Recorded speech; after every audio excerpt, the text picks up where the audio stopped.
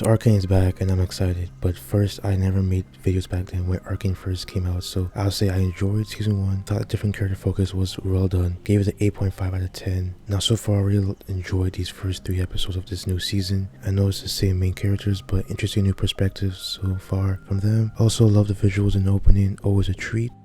So in these 3 episodes we find out off the bat on some counselor's death and the ones who survived, but one of them ended up crippled. Victor also gets knocked unconscious by the attack. Jace used the hex core to save Victor's life, which is nice.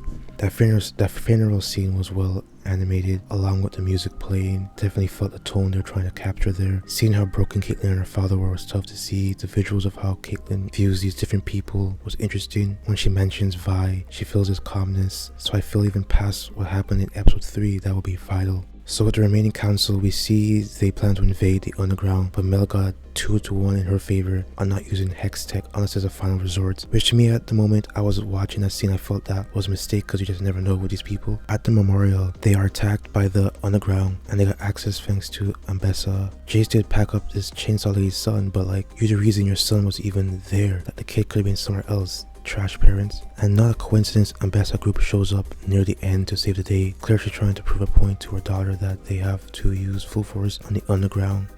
We finally get the underground's point of view on what's going on since Silco's death. The other gang leaders are fighting for a seat. The streets down there are more dangerous and chaotic than it already was. Then we get back to Victor. We do get Victor waking up in a new body, and it was clear last season both him and Jace's paths are going to be different, and Victor pretty much makes that clear to Jace and he leaves to seek that path. It was nice that the second episode was focused on Jinx's perspective since the last season finale. She got one of the posters surrounding the streets for attacking on the council. Now this little girl that's been with her, is she gonna be her powder to Jinx being a Vi? Feels like that's what the series is setting up.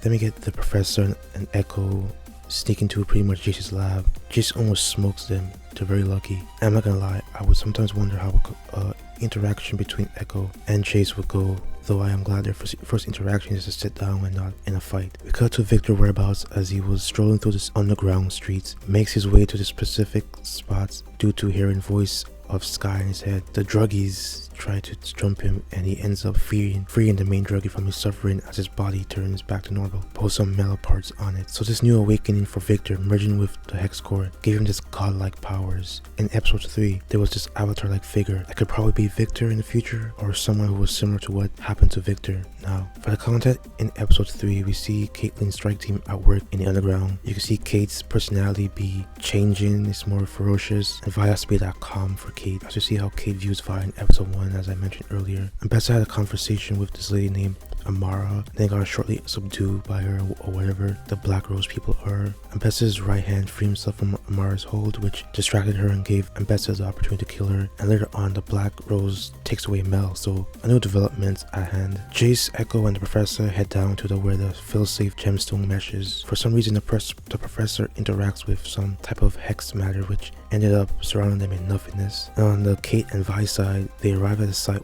with graffiti of Vi's childhood, clearly planned by Jinx. Kate took a shot, but it was a mirror of Jinx. We get a beautiful action scene of Jinx and Vi while it cuts back to what's happening to Jace's side. Some wild stuff is happening to them. It's not the same situation, but JoJo Bizarre Adventure Part 5, spoiler, we're in 5, 4, 3, 2, 1.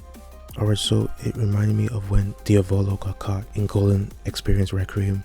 Good times. Now with what's happening with them there, it also affects the hex weapons on the Vi and Caitlyn's side. Very good, very cool sequence. Now Vi still have love for her sister clearly, but when Kate was going to take the shot, I wanted her to, but the damn kid had to be there. Like, don't get me wrong, I like Jinx as an antagonist, but damn, Vi stopping her potentially made her relationship worse with Caitlyn. So all the Hive families are gathered around while Ambessa makes a speech about fighting Wrath with Wrath, which likely turned them to agree considering what's been going on. But as I felt in what I said earlier, it was obvious she set that memorial up attack. With these episodes been good, but the one thing I dislike is how obvious it was that Ambessa was the reason for that attack. But it is what it is. Now she's gonna have a full force backing Caitlyn and herself for something bigger than just the underground. Can't wait for episode 4 to 6, the act 2. This will come on Saturday. Hope you'll also enjoy those episodes, and peace.